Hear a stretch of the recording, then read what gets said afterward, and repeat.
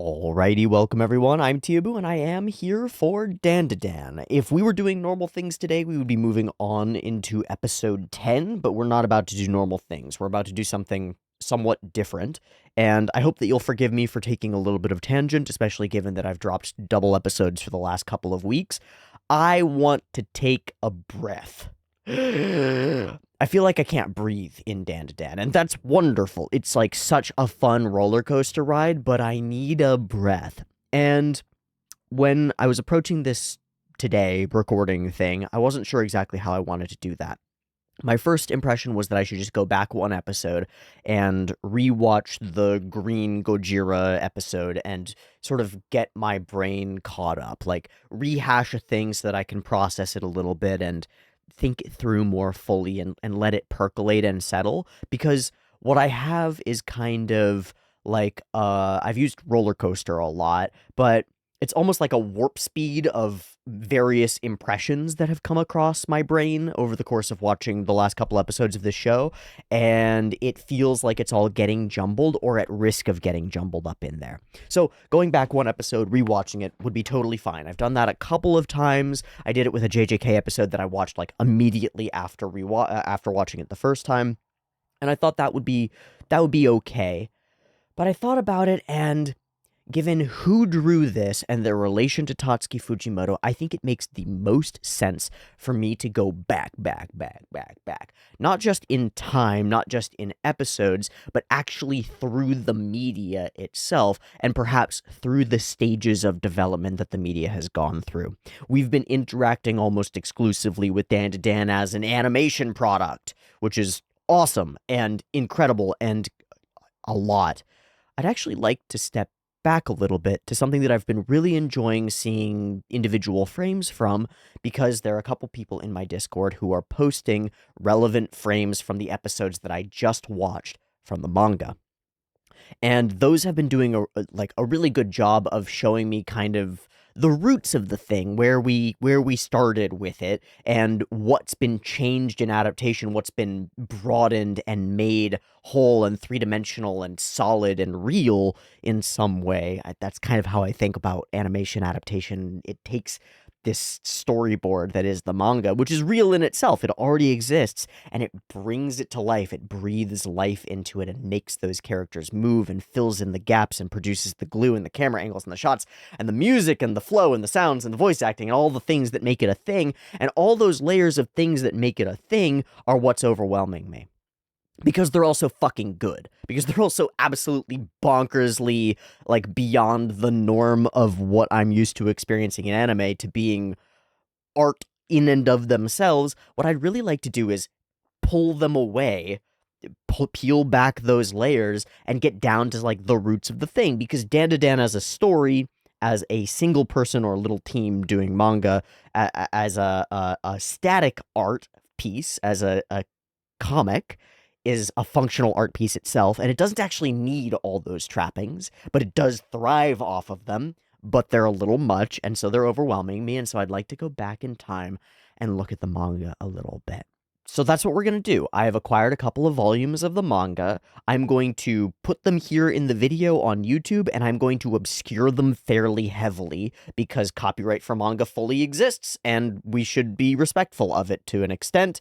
But I also want there to be like reference material so that you know where I'm at in the manga. So I'm going to try to find a balance there of showing you what we're looking at for transformative educational purposes, and then go through and educate ourselves about how this manga is constructed, a little bit about the art on it, in it, and as we journey backward, because we're not starting with the manga and then witnessing the adaptation, where we've witnessed the adaptation and now we're looking at the manga, kind of like what I do sometimes with JoJo's, where I'll watch the anime because that's how I was introduced to JoJo's, and it's like, it's how I'm most connected to it. And then I love to go back and read Araki's original mangas, original work in the manga, and see where it came from, where it started, what has been adapted, how. I really like the format. I like doing things this way. It feels like detective work in a sense, but like for fun. It's enjoyable detective work. It's just going and digging deeper into my special interest, and I'm really excited to do it. There's another layer to it, which is that I want to learn from mangaka. I want to start observing and opening my eyes to this art form more explicitly, in order to figure out in words out loud in my mind what I like and what I would like to aim for the ability to create. Because I've realized over the last couple of weeks that that's a huge portion of what I'm doing here, is that I harbor a desire, a need even, to become capable of creating things. And I would like to learn from those people who are really capable of creating things.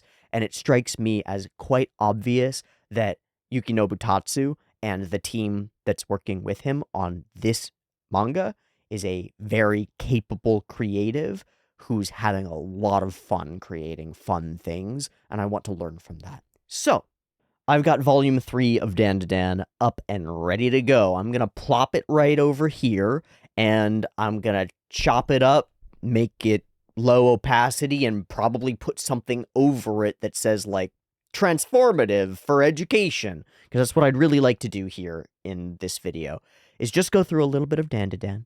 We don't even have to get up to current, not necessarily, but I'd like to start right in the middle of the Acro Silky situation. And from there, I mean, everything it would be worth going and reading the whole thing. But I just want to grapple with the last few episodes, which have felt like a bit of a blur to me. And I feel like turning our attention to them in a static medium where I have control over the pace of the thing and can flow through it and can observe at my own pace and like examine the thing will be very helpful for my ability to grapple with what comes next in Dandadan. Okay? So that's what we're going to do. Here's the thing. Let's move forward. First impressions, I've seen a couple of panels, and I've seen a couple of these posters or front covers and art pieces that are in the initial pages, and I think they're really beautiful. Like, I don't always love how manga covers are done with color and stuff. They don't always match up in a way that appeals to me, but the covers and style and color of the covers and color pieces that are inside of Dandadan are really pretty. I could actually imagine wanting copies of them or thinking of them as art pieces that I would like to look at and think about. And there's an element of that in some ways is close to my heart and JoJo's, right? It's the character in pose, the feel of them, the emotion that's laden into them, the way that the color is put together. I really like it. They appeal to my eyes. Um I'm not wondering why people find this appealing. I'm like, damn, this is really appealing. We move forward. Yeah, there are a couple of really pretty scenes with characters who feel fully embodied and just cool. They feel like cool people, but they burst out of the page and like I want to know them better. Even though I already know them, they just seem like the coolest. You go down the street and you see a cool person walking by and like everybody's a normie and that's a cool person and they're like dressed weird and they're shiny. It's like a shiny Pokemon. These are like shiny Pokemon. And the environment and their coloration tells me that. It feels like it tells me that. And I have no idea how you would go about doing that. No clue.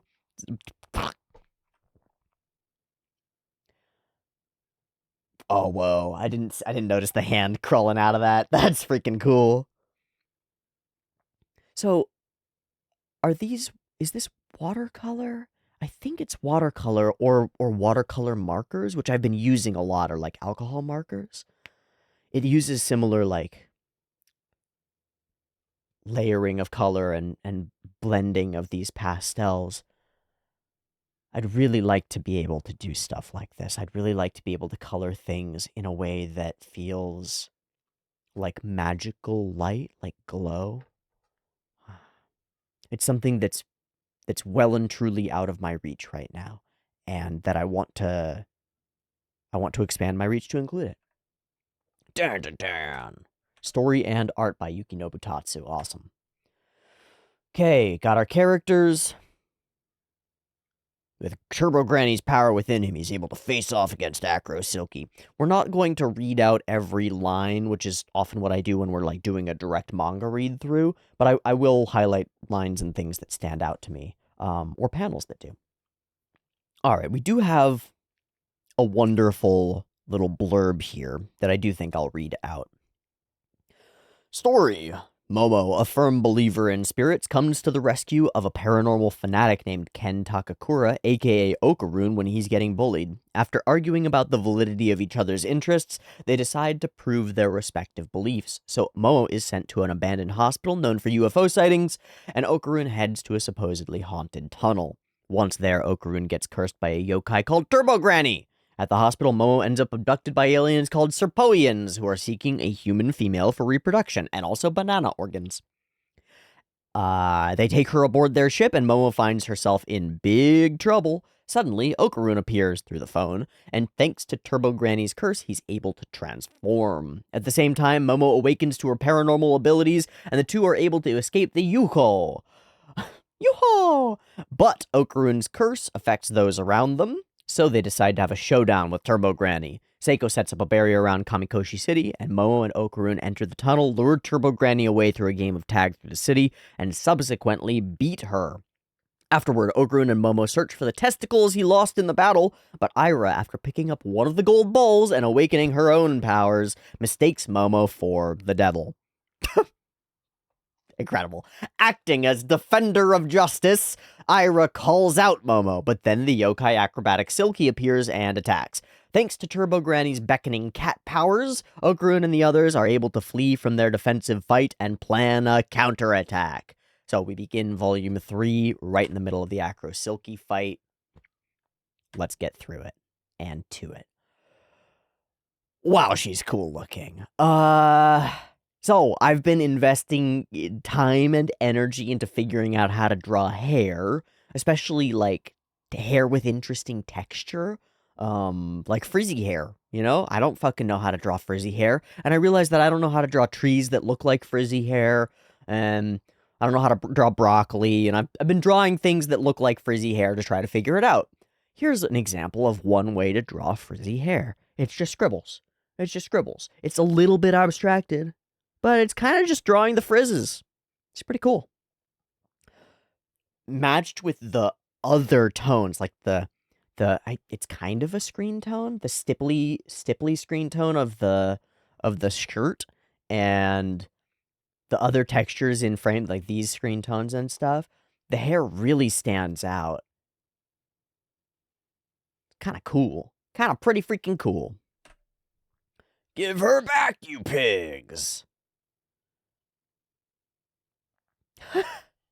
So here's where we start getting those really silly expressions. Oh, right, and she's got her hands tied behind her back. Keep moving, I've got an idea. Ira's weighing me down. Bummer. Now what, Momo-chan? They'll slow me down. You won't get away. Oh, okay, so we use the hair here to really create that depth into the frame. Something that I've noticed already from the panels that have been shown to me is, and it shows up in the animation for this episode as well, is use of structure to create depth in frame really effectively. It's something that is like a core mangaka skill, I think. Using houses or streets or whatever to create great depth in frame, and then Tatsu plays with that and weaves elements through it. Like, a lot of that is Okarun's, like, trail as he's run through stuff, or big monsters moving through the space, giving us the sense in one single static panel of them moving a lot. It's, again, a core mangaka skill, but I think Tatsu's abilities with it are really exemplary. They stand out. So when we get panels like this, they feel so deep and dynamic and in so much motion all the way through. And then there's the sort of panel layout. She swoops up around from above and then stomps down in the next panel. Boom! And then we're dropped down in the next panel. Momo crushes, and then he's turning and looking around. And then what's the next panel? I bet it flows from there. It does. He turns, he's looking around, and then he's running still, and she's scrambling behind. You teeny weeny punk! Evading my acrobatics in this tricky terrain, but we can already see that she is getting kind of tangled up with a bunch of stuff. It just seems like something she's doing to endanger us, but she's actually endangering herself. Is impossible! Wow, okay. Wham away from us, wham toward us. Clum, clum, clum, clum, clum. Bam. That's kind of incredible. I don't want to get too lost in simple stuff, but because I'm such a noob, even simple stuff is really impressive. And because I'm trying to figure out how to panel and how to draw and how to represent stuff and how to create motion and all these things that I don't know how to do, kind of everything is really interesting. Bam, away from us, leads us like from here to here, but then we follow the foot down here and then zigzag over here and then down and then up and down. Huh. Hoo, hoo, hoo, hoo. She stands above. Man, it feels like a shot from like DBZ looking over Frieza toward our kids, you know, the kids getting beat up by a big guy. Oh. Once I devour you, you'll be a part of my flesh forever, so I'm going to thoroughly chew you up. And she reaches, but she's stuck. Cool. Cool. Your old lady perm is fried, so now you can't untangle it. Bam! Oh, wow. Okay, cool. What a reveal of that moment. She's still in flow. The dress and the skirt. She's whipped around. Whoa. And then we're standing there in front of her. Nice job. You ran around perfectly. You swine. You can't catch me like this. I love how she's paneled behind them. God damn, Momo is sexy. It's subtle and unsubtle in mixture. It's like the curve of the thigh, right, coming out of the skirt. It's understated here, at least. I mean, a little later we'll end up taking all our clothes off and riding around in the water together as in a weird threesome, which is a little less understated, a little more stated. It's more straightforward. It just states it. But yeah, I mean, I struggle with this sometimes. We've got a character who's a minor, right? It's weird. But if I was going to draw a character who's confident in themselves and cool and having fun, I would draw them being confident and cool and have a little bit of flair to them. Those are the kinds of people that I admire, and not just like sexualize in that admiration, but like actually admire. And it seems solid in herself. It's not like there's no gaziness on Momo. It's her own statement of self. That's what it feels like to me. I want to be able to represent characters like that. I want to be able to, like, catch them in fullness and capture their coolness and their confidence and their appeal and their sexiness, yeah? I'd like to be able to do that regardless of the gender of the character. I think that's a good thing to place in my mind as something that I'd like to do. I'd like to be able to capture the internal confidence, or lack thereof, of a person and put that on a page and have it come through to a viewer. Because it comes through so crystal clearly from moment one about Momo that she's a badass and she's cool and hot, right? They're like not even interpretations, they're like objective facts about the way that Momo is. So silly, so strange. Like, that's wrong. That doesn't make sense, but it makes sense in context. Okay. Oh, she's breaking the beams. Whoosh. Okay. This is the first time that I've seen the handy boys. We used a screen tone over them to create the feeling like they're different. And they're kind of like sketchy around the edges instead of being solid, clear lines. You naughty girl, hands off my gorgeous gams. Get serious, you haven't used it. Get serious and beat her up. Well, with the aliens, I was just freaking out, so I took a bite. And with the bound spirit, I was just trying to get away. I've never actually, right? He's like, I've never actually beaten anybody. Just give her a kick. I don't know, just do something. So we're just arguing. Krah! Rips out of the hand. Shing. Does she get... No, she doesn't get hurt by that. It just rips out of her hand. Hurry, I can't hold her anymore. Oh, fuck. You brats, I'm gonna kill you. Okaru, do it! Okay. It's crazy how the text boxes become more unhinged and closer to us. Everything tightens. All the frames tighten.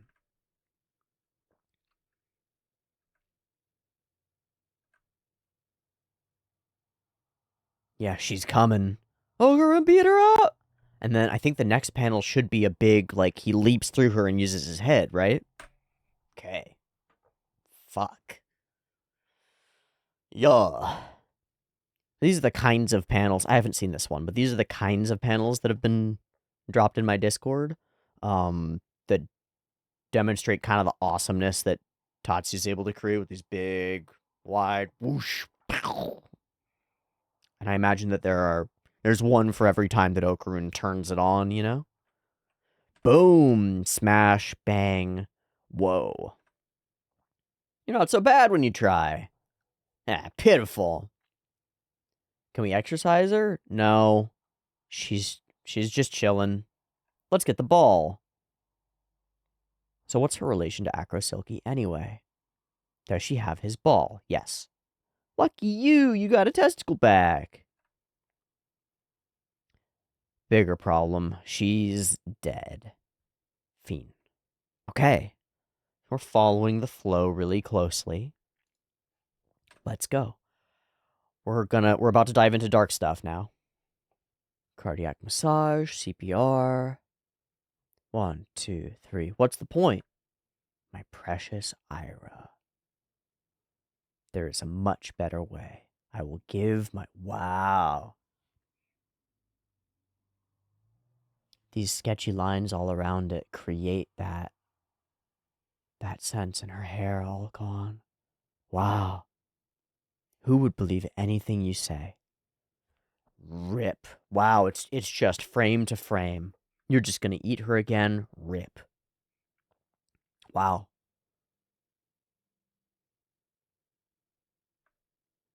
She's telling the truth. She just stares. So how do we do it? Use your ability, link us like a cable. Wow, and we're right to it. I'm getting an impression that like all the fluff has been cut. These scenes move so fast. It comes through in the anime as well, that all the scenes in between have been cut, that it's really concise. It's why so much is packed so closely together. Whoa, okay. Bummer. Whoa. That's how we did this. Okay, so we get these sketches. This is the moment when we get all the impressions really quickly, and then we'll jump into the storytelling, and then out of it. Ah, fuck. Yeah, so people have mentioned this about this scene. There are no bones about it in the manga. There's no obfuscation of the fact that she is doing sex work. And it's not good. You know? It's not good.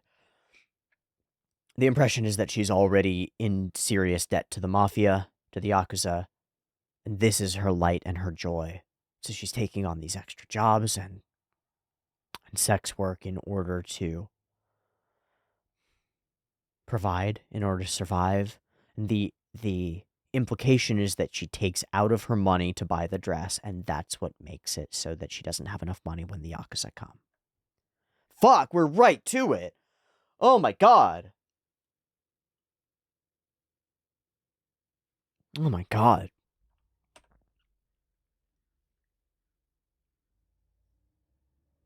Gone. And then she's running through the streets, falling.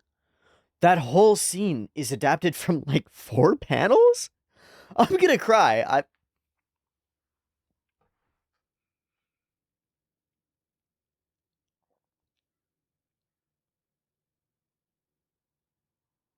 What's overwhelming me is not just the scene itself and the content of it, but the incredible adaptation.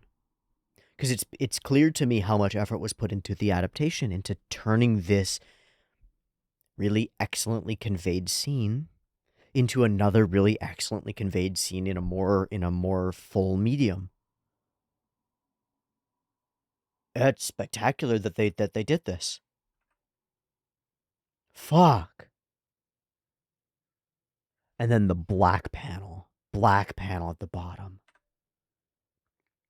So she dances on the rooftop, which we obscure somewhat in the anime. It's above the clouds. It's altered. It's changed to be a different scene.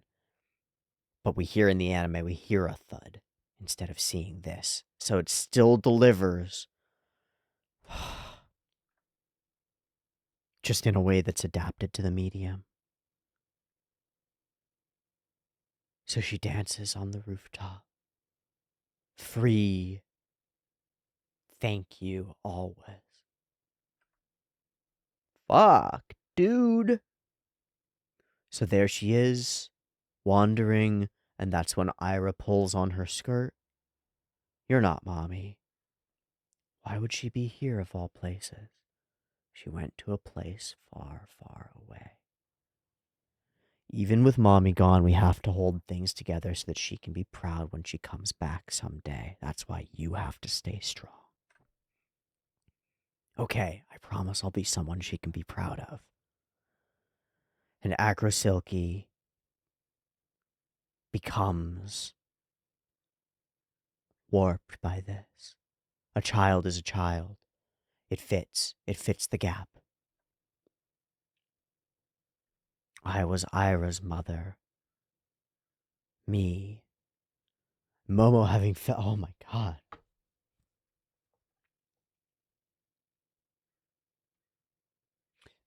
So he responds, time to get serious. He thinks that Momo's been hurt. Stop.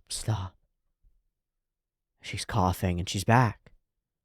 And now Momo, connected to that, is, I'm so sorry, Ira. I swore that I would protect you, but I ended up hurting you.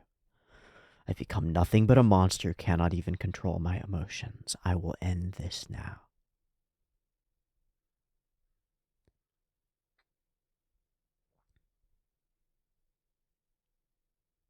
This is where Ira chooses to go up and embrace her, yeah. There was some argument about this in the comments, people being like, this doesn't redeem Ira, like, that doesn't do it. I don't give a shit. It's not really quite about that. It does open the door to Ira's redemption, though, right? This idea of someone who through trauma has become a warped version of their ideals and has attempted to do a thing and caused the opposite is deeply human. It's like a core part of the human condition is like wanting to do one thing and ending up causing the opposite. So this example of a spirit, it's kind of abstracted, evaluating that and deciding to change in the only way that she can, to take a last self-sacrificing act. Ah, man, it's fucking powerful. I think this is really good writing. Some people have said, like, oh, this is just, it makes me go meh because it's just shonen stuff. And sure, fair enough, but I fucking love shonen stuff. I think it's really important to have stories about irredeemable people being redeemed. It's like the most important story that we could tell. And I'll die on that hill. I'll stay on it and I'll die on it. We can argue about whether this is well done. I think it is. I think it conveys everything that I need, and I think it adds so much to the story.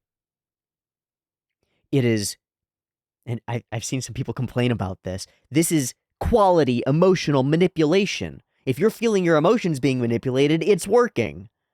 I've seen people literally say, it feels like they're manipulating my emotions. No shit, dumbass. What the fuck are you here for? What are you here for? Why are you watching media? If not to have your emotions changed by a thing. Stupid. Most ridiculous statement I've ever heard.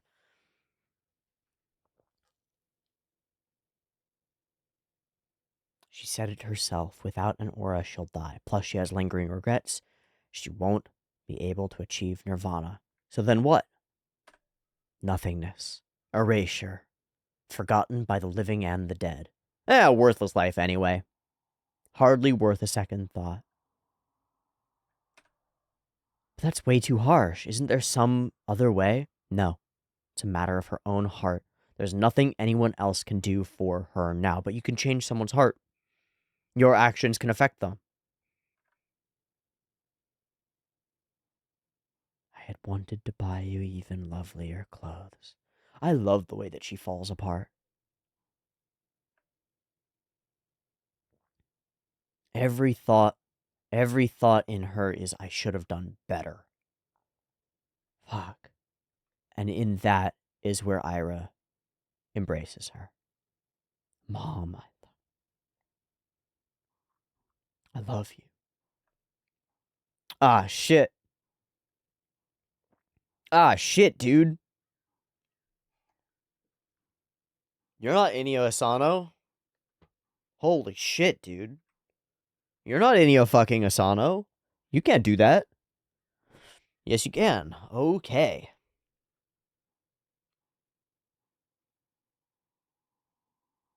God damn. Because I was the happiest in the whole universe. I won't forget you, I swear it. Please let no one hurt them. Let them be happy. Let them go to a kinder world. Wow.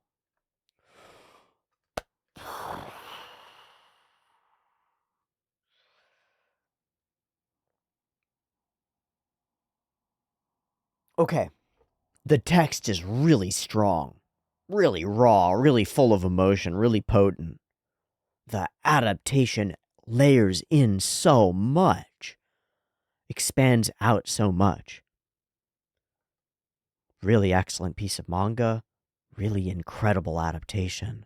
And now seeing it in fullness, I can understand what's been done to it, the treatment that it's gotten that made it into what we witnessed. Holy fuck. Okay, so we open on Soman, we're gonna do the balls thing, and then we're gonna go to school, and then shit's gonna pop off, right? It's a little break, and then shit popping off again. Oh, I'm really excited to see them walk around the room together and sort of like battle in speech. Okay, so here we start on totally neutral ground, just objects, and then the scene is set, and then other people's expressions watching them, and then them head to head. So, you hate me because of the wash basin, huh? Well, I'm not like friends with you, but also not enemies. Sorry. Now I'd like you to apologize for Okarun for making a fool out of him. We'd be even, right? Ha! You don't have a clue! I wouldn't hold a grudge over that. I'm coming after you because I know you're a demon. But I'm not. Well, what the hell is he? He turned definitely into a demon, and that's not a grant. Oh, she doesn't even do the chopsticks framing. That's all added. Whoa, so much of what made this scene so much fun has been added. My, what a sweet girl you are. Yes, she is a demon. I knew it! Takakura and Hottie over there are both demons. Oh, so you think Grandma's hot? Me too. And you are the boss and... You're an baka. Don't go aggravating your pubescent paranoia. You're gonna blow my head off? Ha ha! You've revealed your true nature. I will take you down, and now they're shuffling around. I'll beat the crap out of you. Don't underestimate me. I was chosen because I'm cute to the max. Later, bye. Hey, wait. Combate, Ira. You'll kick her butt one day. Auntie's rooting for you. Hey, and also Takakura. You're a demon, but you're like, okay, I guess. Why?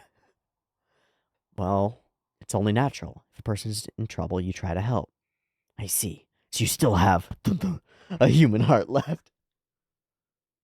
I'm going to free you from the grip Momo Ayase has on you, I swear it. What? She has profoundly misunderstood things. All these characterizations that have been added, that have become consistent like Okarun things. They're just static in the manga because like of course they are. Huh.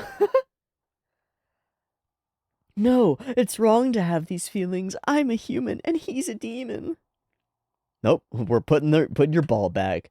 Batter up. So this is just having fun. Clam. Start jumping. Weird. And it's back. Nice. One ball back. Okay, space. Establish where we're at in school. No PC. No phone. Maybe I should get another job. Those 4-year loans are a serious ripoff. So she's got a lot on her plate. And Okarun lies here. I want to work on a report over lunch. Because he wants to take more off her plate. He wants to be more capable. Cool. But he's head down all through. He's embarrassed. Oh, okay, let's go to an internet cafe. No, I'm a little... Okay. Lunch? He has a report. Hardcore. Yeah, but it seems fishy. He's hiding something. The scent of a woman? Alright, I'm really liking the gal interactions. That's cool. Gonna get a drink. A Pampy! Pampy orange. Uneasy. Time to have a peek. Da-dun. Da-dun. Da-dun. Da-dun. I. Da-dun. Da-dun. Da-dun. Fuck. Drop. Bam. Boom. Okay, we jump to showing how it happened. Push-ups, sit-ups, back exercises, squats. Oh! You motherfuckers. The animators are the ones who screwed up his push-up form. He's doing fine here. We don't see how deep he goes. Mother truckers. Gotta get tough, gotta get strong. Because if I don't, I'll be putting Miss Ayase in danger. Takakura. You're a demon. I'm a human. And yet, I can't hold these feelings in. Gosh, this is elevated a lot by the anime. The silliness of it, the flow of the dialogue where he's like trying to get a word in edgewise and she bowls right over him. It's here, it's all here, but the interpretation of it adds to it. This is a great adaptation. Science Saru has done a great adaptation of this manga. It's not always the case that like a lot is really genuinely added without like bulking it up a lot. It still feels, wow. Smooch? No. No, you're being weird. Well, you have to. Yeah, you have to. I read it in a book. What kind of books? Oh. Nude photo. How have you become so romantically awkward? Roman tongue swords? That's not what I said. Please stop this. An attractive person shouldn't be acting this way. Whoa. Don't lump popularity and romance together. You don't even know what it takes. And I am not romantically awkward. I just don't know some things. Don't make fun of me. That's by definition. That's what that means. We used inexperienced in the anime translation. Huh. It's the first time I've ever felt like this. Let me confess. Wham. Bam. Plotch. Fuck. Shit. Wait.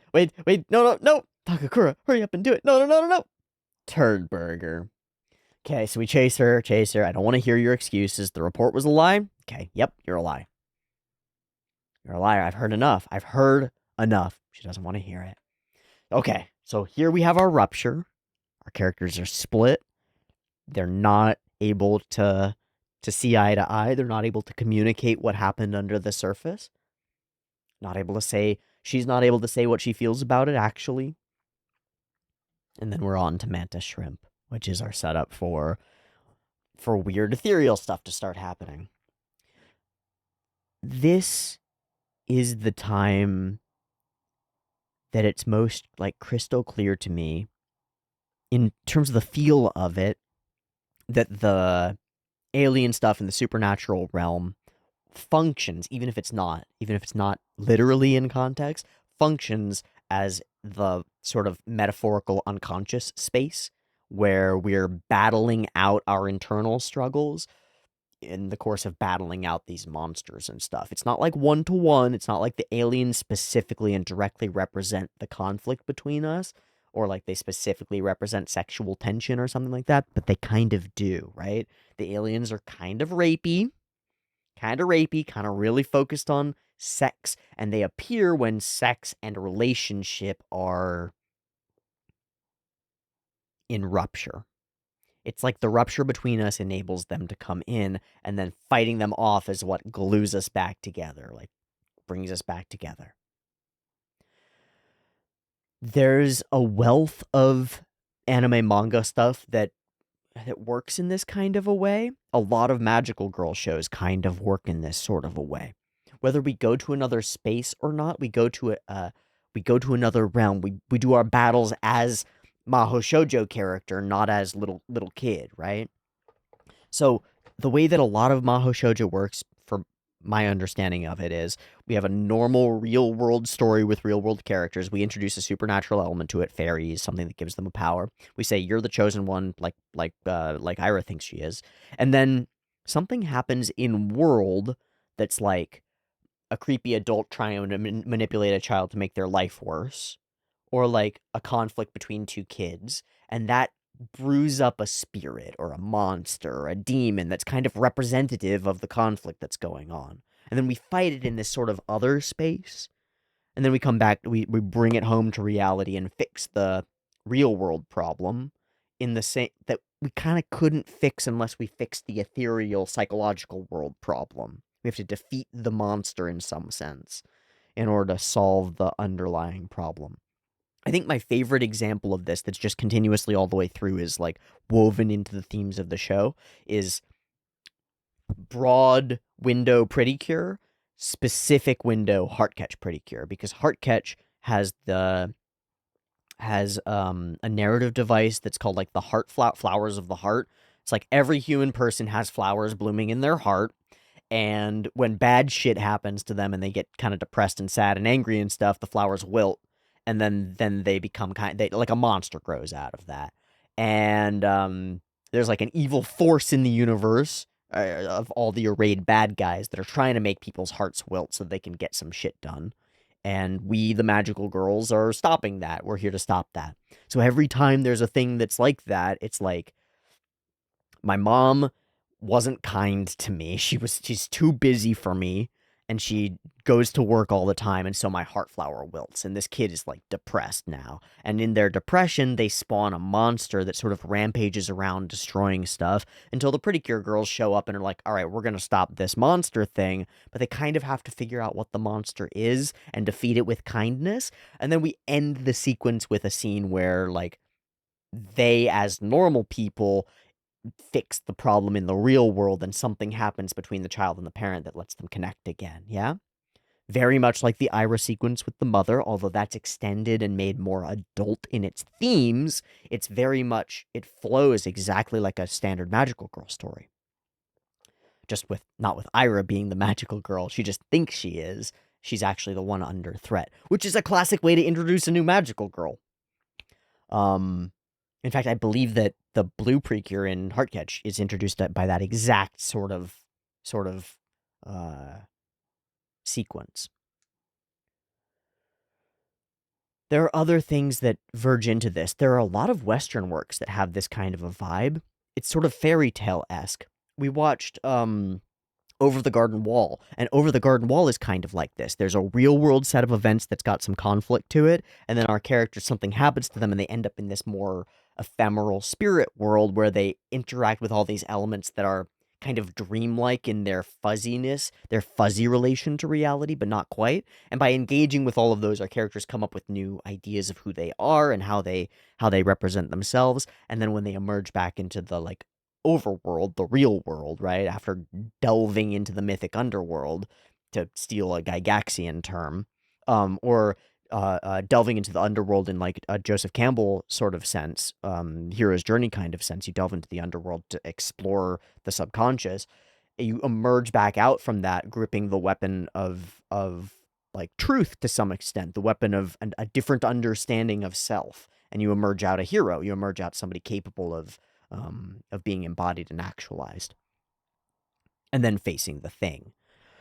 So the thing is this conflict, is this rupture between the characters brought about by Ira's introduction to the thing, and the descent into the underworld happens when we have rupture and we can't see each other. A gap appears between us, and we drop through the gap into this weird ethereal space that it pervades the school. It takes over all of the school. You ever had this experience, maybe in school, maybe in a relationship that's in your like house or something? When there's a conflict that's going on, the space is different. So you walk into school and you suddenly feel nervous. The whole place feels different because there's somebody in that school that you're in an argument with and it's not resolved. The school isn't different. It's just your perceptions of it, because the space is tied to the person, is tied to the conflict, is tied to not feeling so good. Makes you not feel so good when you're there, so the whole space feels not so good. Or you're in conflict with a parent, right? You come home, home's not safe. It doesn't feel safe. That's what it feels like when aliens and stuff invade our space. And it's pretty right on the nose when we've got this relationship and then an alien factor that's sexual comes in and invades our space, and we have to figure that out. And we end up doing this crazy roller coaster ride that leads to us all taking our clothes off together and riding around together, which is very weird and kind of just for fun and kind of a threesome and kind of like an incorporation of friendship and a shedding of skin, a shedding of walls and barriers. Let's move through it. Shramps. It's all happening in the background, but it's so clear immediately that this is going to be important. Could take down an elephant.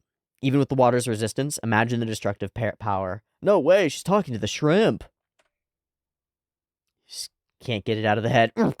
I think we added a lot to that in adaptation. Yep, she's been possessed by the spirit of the shrimp. Miss Hayase is right. I thought if I could get tough without her knowing, it would make me look cool. I told an outright lie and sowed these seeds myself. Damn right. Damn right. Okay, so in Rupture, both our characters are evaluating what has happened, mulling and churning on it. I disappointed her. Now what? If I care about Miss Ayase, then I should forget the excuses and get tough, and he misses the point. Because if you're not actually in connection, if you're in Rupture, then all this work is kind of for naught.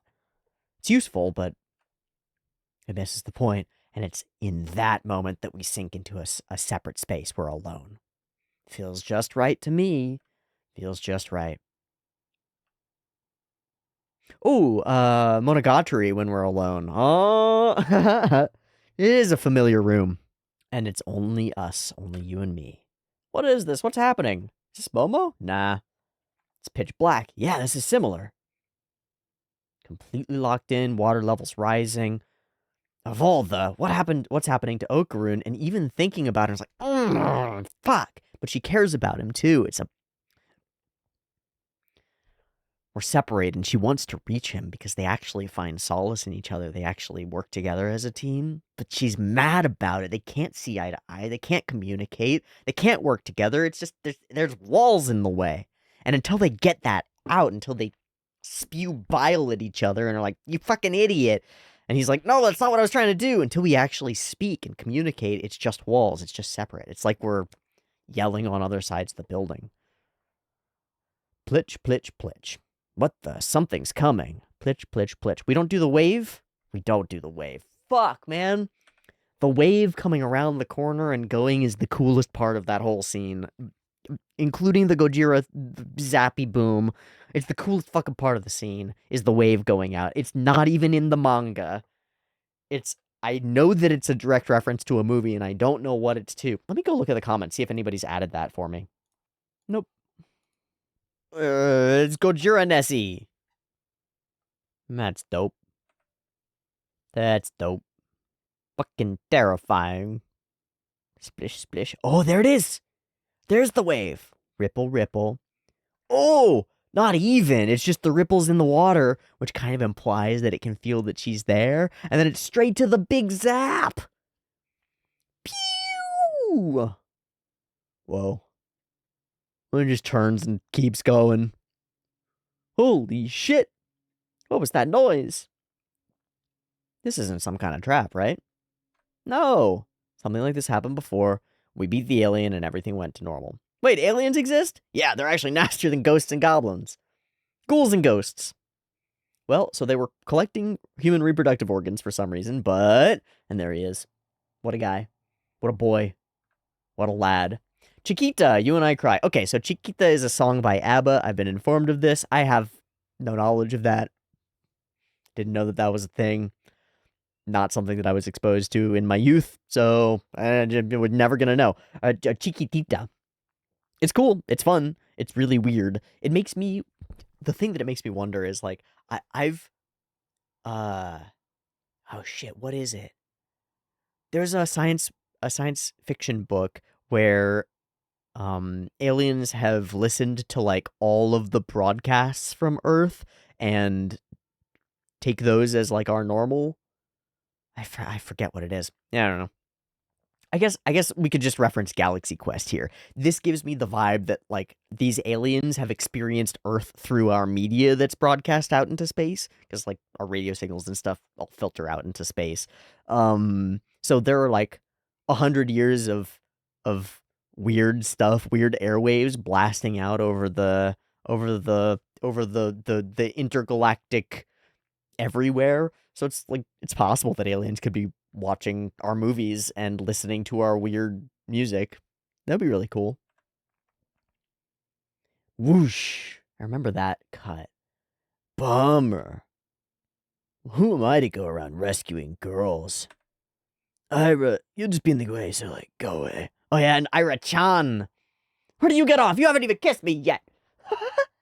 Chiquitita, You and I Cry. Chiquitita, shining above you. So we get the Serpoian scribble zebra stripes, which is the first time that we've really demonstrated that this guy is a Serpoian. I like the way that he bursts out of panel here. It's nice. Huh? Oh, wham! Serpoians are here. So we finally meet man person. Hey, get away from you. I'll take you on. Wait, no, you're their target. Wah. Wah. Only persons of high spirituality should be able to enter our void. Is the apparatus perhaps malfunctioning? We have come for your banana organ. We want it. We want it. Ah, you are endowed with a good set. You have surpassed our science and technology. You possess marvelous abilities. We want your abilities. We must experiment on you. We will transplant your abilities into us. Why is everything after my junk? Okay? It's silly. It's really silly. But that's the truth of it. And that's kind of the nature of our conflict right now, is that Ira's after his junk. Yeah? In the beginning, it was like, what is your junk for? Kind of. Why are you different? And now everybody's after it. And that forces Momo to reconcile with the fact that she's after it too. All in subtext. So weird. A curse? What kind of banana organ situation is that? It's like an STD, you know. Can't transform. What? Now then, let us get to the surgery. Shall we snip snip? No! And then the hair. Oh, fuck! I really am a chosen one after all. Sure, Momo. I think it's the dopest. This frame where her face is appearing through it and she's got the cool eyeliner on.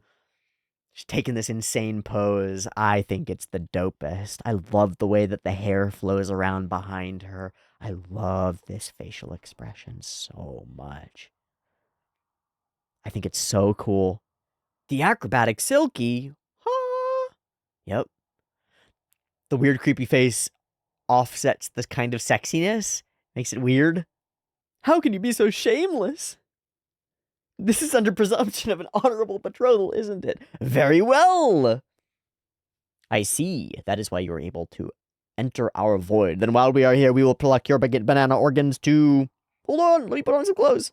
Hey, Takakura, just leave this to me. Oh, this is the running on the wall sequence. Whoa. Okay. Wow.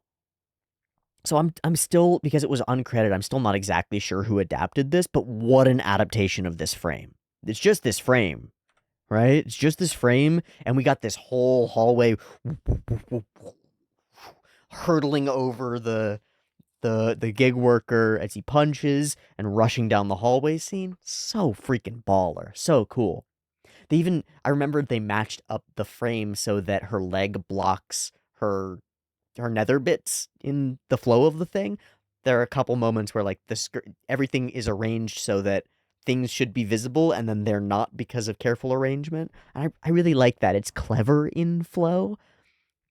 It's a little silly, it's a little sexy, and a little fun. I like it. I think it's fun.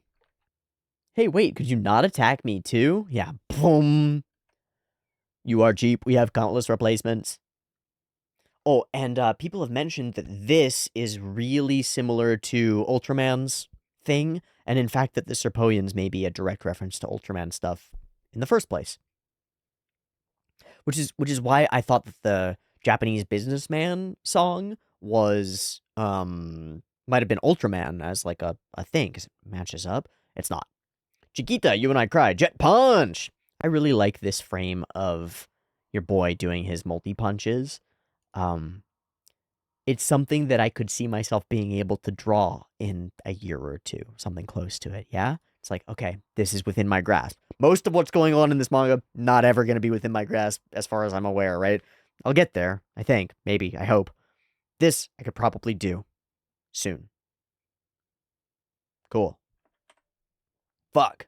Could not do that. A respectable punch indeed. Why can't I find anything to wear? Brr. Horrible nuisance. I've already got my heart set on someone else, but I'll give you lots of chances. Pretty dope. And then bash him into the ceiling. Nice. And now for you, so I've got you now, woman person. Even without saying serpogrammetry, he can still use his powers. Yes? What? No, I don't give a shit. Oh, and begins to touch. Begins with the bad touch. All right. We shall take your banana organs. I am a chosen one. Surely the light of hope will beam down from the smash. God, these smashes are dope. Ugh. Ouch. It's the hardest line. You have indeed been chosen to aid in our evolution. Now then, let us begin. Nope, please me. Yes, yes, your banana organ. But of course we can do both. Smash. We introduced the smashing thing. The awesome zone. Sugoi zone. I love their zebra patterns. Pummel, pummel, pummel, pummel. Please stop. Nice. He bursts through, but no, he's not. He's not repelling our psychokinesis. That is a face I could never forget. Oh, Corinne, you idiot! This is what you get for flirting with Tom Skanks! I really like this panel of Momo. I like the way that her shirt hangs and then tucks in. And her knees are slightly pointed inward as she's like taking this stance. Momo-chan. Been wanting to see you again. Oh no, the woman person. Momo still has some pent-up feelings. Yeah! Yes, she does. What the heck is it doing? Shut it! Don't look at me, you perv! I have no choice. Lend me your strength. Wait, you're Acro Silky? I will cooperate with you, but I will never give him up. Not my dear Ken Takakura.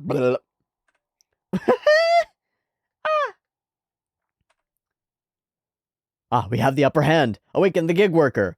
Get to work or we will cut your pay. You are more trouble than you are worth. No!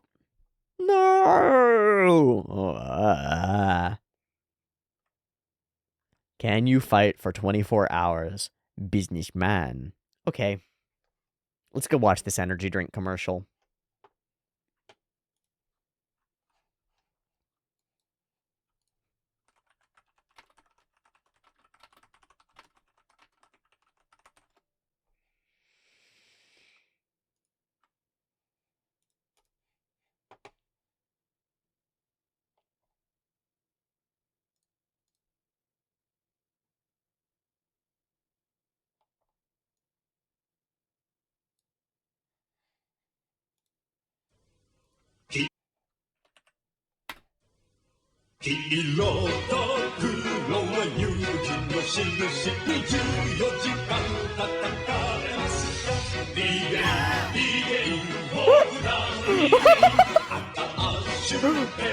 Oh, God.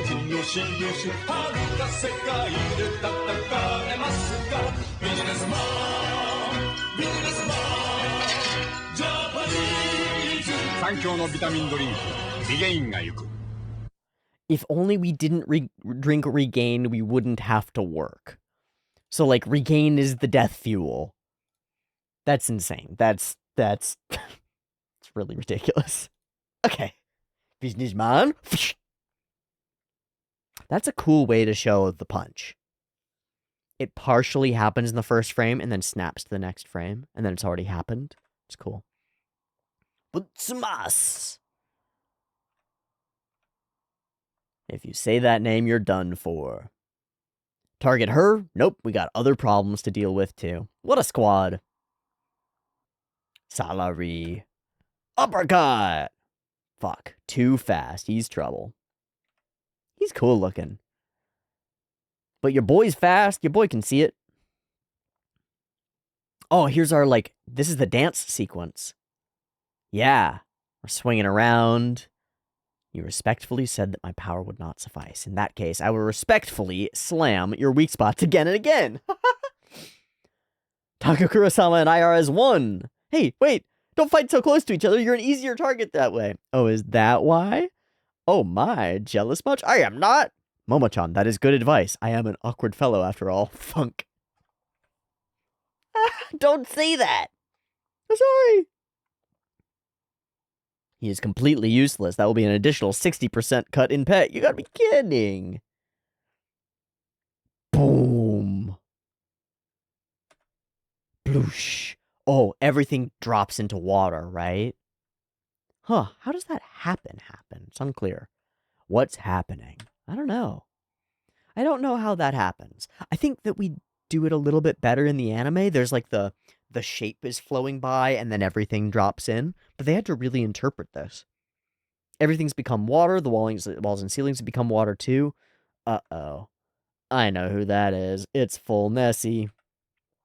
Okay, as we move into looking at Nessie, I love how Tatsu has used horizontal lines, shing, shing, shing, shing, shing, to create this vertical tube of the space of the thing. So it's the way that the hatching or shading has been done on the sort of fluid organic shapes makes them... It's like carving them out of space. It's similar to the way that Tatsu like carves other things out of rock or stone. Like the moment when Momo gets bashed into the wall behind the wall of the barrier around their around Grandma's house. There's a frame of it that like it looks to me like he's carved the stone out where she's landed. Here, it's like we're carving Nessie out of stone. That's what it feels like to me. I just want to note it because it's a style that I would like. I want to steal it. I want to be able to do it. Whoosh. We gotta get her out of here. Wait, I'm the leader. It's Nessie! Dumbasses! Oh, she's so cute. Wait, should it be Kamishi? Wow, it's Nessie. You're so learned. Fine, I'm gonna run away. What were you doing? That is a 60% cut in salary. And the detail on it. Look at the detail on it. Okay, so we're carving it with these lines, and then it's these modeled screen tones, huh? That give it this sense of reality. How do you do that? How do you do that? I don't know. Practice. Zing. Oh, Nessie's deadly. Thwam punched upward, and now we're split. And he punches even harder. A mantis shrimp. But he can't breathe. Fucking hilarious. Can't swim. Why can't Turbo Granny swim? I don't know. It's very silly, though. Even a fellow like me. If we don't help that dumb skank, she'll drown. What about your powers? Shrimp jerk's blocking us. We've set it all up. I'll draw his attention. How about just not creating more headaches? How can you say that? Okay, here's our back and forth, flowing, swaying green sequence. I'm trying to make myself useful. If it only causes more trouble, how's that useful? That's why I said we should run for it. You two being relentlessly lovey-dovey is what got us into this mess. We were not. Yes, you were. Non-stop. You were all over. Here's our actual argument. They get to talk. Smash. Was not. I don't give a crap what some liar does with his dumb skank. Completely self-abandoning by Momo. Like, saying the opposite of what she actually thinks. Wait. If you do care, then please be straight with me. He reaches out and grabs her. If it's truly bothering you, then please let me explain myself. I don't care if others misunderstand, but Miss Ayase, I would hate it if you did. I want you to know what really happened. Don't touch me, you perv. Sorry. How can you say that when you're all buck naked? And, like, we have not solved the problem. I still think it's so cool. We have not solved the situation. But we have both said our piece. She has said everything from her perspective about how she feels, and he said everything about how he feels, which is like, that's not what happened, but most importantly, I want to be able to reconnect. I want to make sure that our loop where we can talk to each other and fix this is intact, that we are honest and clear and communicate effectively. They're arguing different things, right? She's like, get away from me, we're done. And he's like, wait, we can't be done. If we're done, we're done. It doesn't work that way. And then the threat catalyzes that. It like forces them into action. He has to reach out for her. And then we get this little moment of closeness. Again, I think this is elevated dramatically by the animation. Wow. I'm sorry, it was beyond my control. I won't ever touch you again. I'm sorry. No, that's it. What the hell is that? Swing, swing, swing, swing. It's kind of hand jobby. And then I ride on top. Another scene that, okay, this does happen over the course of a number of panels. So it's kind of like, it's kind of all there. All the flow of it is there. It gets really cool. How he changed the angles across the thing and they flow. Bam! You're a genius. Forced resuscitation. Am I dreaming? Take off your clothes. I am not taking off my clothes until my wedding night. Strip. Very sneaky. Ah! I was just hunting them down. Please, a little more time. Ah! What happened to him? You're all fucking useless. His attack power is awesome, but he's messed up and attacks indiscriminately. Your attack power is high in the water, but your frequent need to breathe means you suck. Enough is enough. Now is the time for us to amalgamate. We will use these body cables to become one. Insane. You better accept responsibility for this. You saw me in your underwear. You and your underwear is as cheap as Chupa Chups. Wow. If we don't go all out as a team, we're not going to beat them. I'm the leader here. Okay. So now we're teamed up. We got sexy, naked, wet bodies pressed up against each other. Pretty weird. Pretty fun. Pretty absurd. Whoosh. What a scene. It has changed. Nani? What? And then this. So this is one that was dropped in the Discord, and I think it's fucking awesome. The way that this goes off into the horizon reminds me a lot of that Acro Silky cut or shot where the big space goes off into the distance. And then here are those vertical lines carving. Carving. The effect that they have of etching this thing into reality, it seems real, it seems huge, it seems vast. I love it. I think it's so cool. What a crazy monster. What a crazy adaptation of these couple of panels, too. Okay, there are only 10 pages left in the volume. Here we are, all tink, tink, tink. Almost as though we're like, heads outside of a doorway. Pop, pop, pop. And now they're together. Now this is a team. We're yelling at each other. We're all silly. It's all ridiculous. And now we're a team. It's crystallized. This is our squad for now. Oh, this is the bonus stuff, which does not get adapted. Going to the Bond Festival. Sprinto. Sprinto! Wow, Momo's outfit is dope. Dandadan, Volume 3, End. Don't you underestimate me. I can kill those people anytime I want to. Here you go. You must be hungry, right? You can snack on that till dinner's ready. I'll let you live for now. Oh, the Dover Demon. Witnessed in Massachusetts. Bought the gloves when he came to Earth and took a liking to them. That's hilarious. That's the same frame, huh? Yeah. Silky. Yuki Nobutatsu. I overwrote the data on some final pages for an entire chapter. It was truly frightening. Damn. Yeah, that sucks. Okay, let's do the next volume, just the pages that matter for it, yeah? Wow. Striking. Love the pink to blue. And then the multicolor behind is really cool and angular as well. The color design is so cool.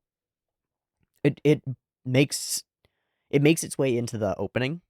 I think the adaptation of the creation of the opening adapts a lot of the color sensibilities of these covers, and I really like it. It feels gelled. It feels like it's a coherent work.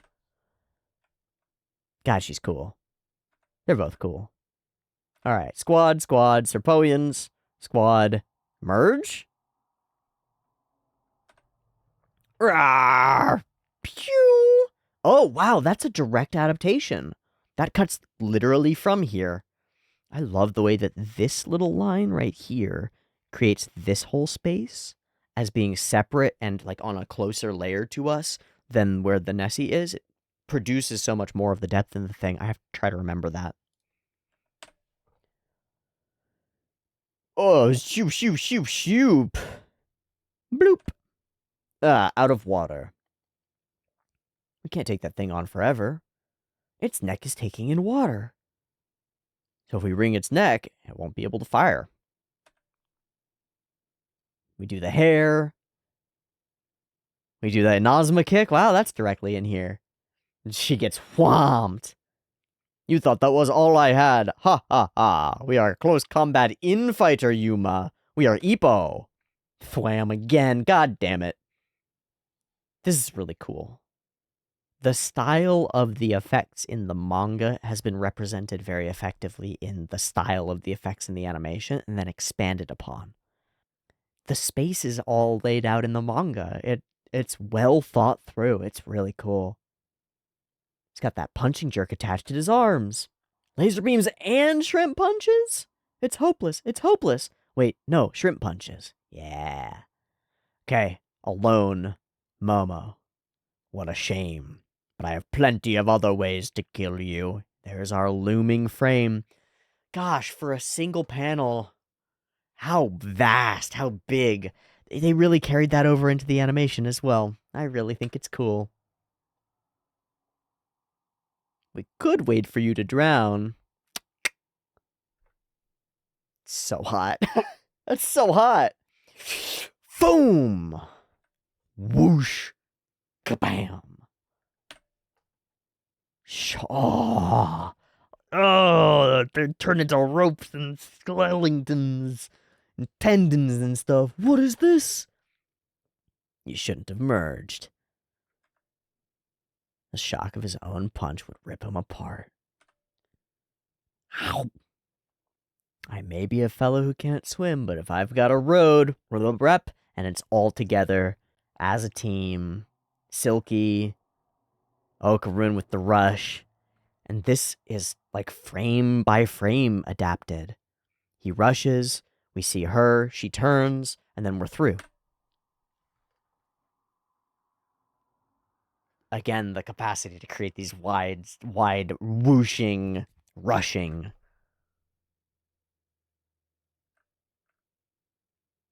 Bam, bash, wham. We land. Giggling in a puddle.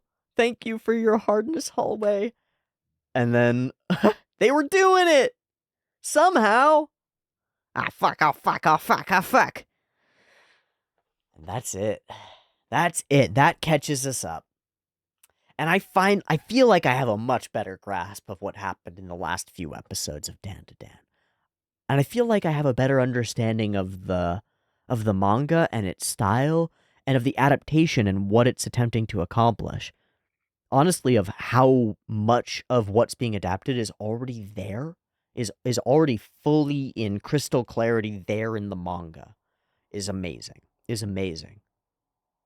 But then where it's peppered in, where they've chosen to add, where they've chosen to expand and dedicate more time and more effort and energy to it, I think really elevates the piece.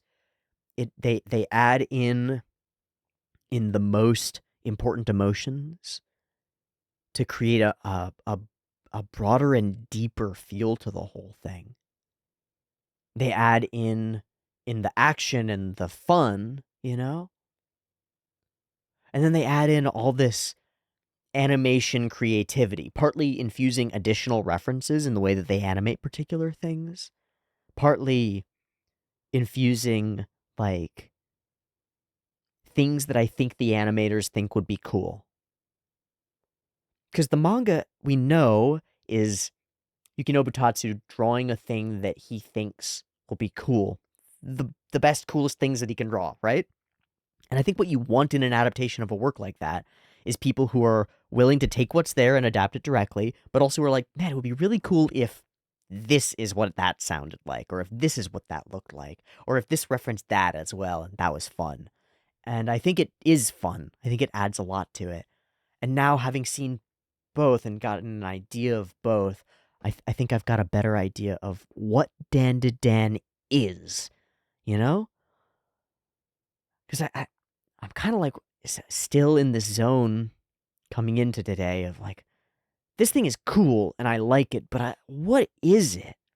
And I haven't come to any like dramatic and important special conclusions over the course of this video, but I think I've got a better foundation. I think I've got a better understanding. And that's what I wanted to accomplish, and I think I've done it. So, I'll say thanks so much for watching me like navigate this over the course of the last hour or so. I really enjoyed getting to witness, getting to look at these pieces and place them all together in my brain space. I probably won't do lots of these in the future. This isn't a format, I enjoy it, but this isn't a format that I feel the need to do often, but I felt the need to do it today. And I'm glad that I did. I'm glad that I did. Maybe I'll lose viewers because of doing this. Okay. Maybe the opposite. Okay. I just wanted to do this as my way of engaging with Dandadan. If I was not watching this show as reactions and stuff, I would go back and rewatch the episodes or go and witness this. And I felt like this was what I wanted to do. And now, having done it, I'm glad I did it. So I hope that you're glad that it exists as well, and that you've enjoyed going and glancing at some of the Dandadan stuff. And I hope to catch you next video for on Dandadan, where we actually move forward and watch another episode and move forward in the animation, having gotten our bearing a little bit. Thanks so much. I hope that this is okay with you. It doesn't really matter. I was gonna do it anyway, but hope you don't hate me for doing a different thing today. And I don't know. I hope that this mode of investigating and sort of examining the thing seems useful and fun, and maybe influences the way that you interpret and interact with media like this. It's cool to be able to look at a thing and look at its adaptation sort of right next to each other and see what's changed, see what's been added, see what it means to be an animation studio taking on a work like this and converting it to animation. Like, we can really see the direct flow from one to the other. And one of the things that it reveals is how much and how carefully and how cinematic this manga is. It's pretty freaking incredible. I can imagine that as an animation studio, this is simultaneously quite a challenge to adapt something that's so dense and rich, but also like what a wealth to have these beautiful storyboards with great ideas and cool frames that really convey what they want to already, so that you can fall back on just adapting this scene by scene directly as moving manga, or you can expand it and infuse it with all sorts of stuff and make it really cool. And they've chosen to make it really cool, but it was already really cool. Now it's just a layer of icing on top, and I like it. I think it's cool. Okay, that's a wrap. Thanks so much for watching. See you next time for more Dan to Dan. Much love. Peace.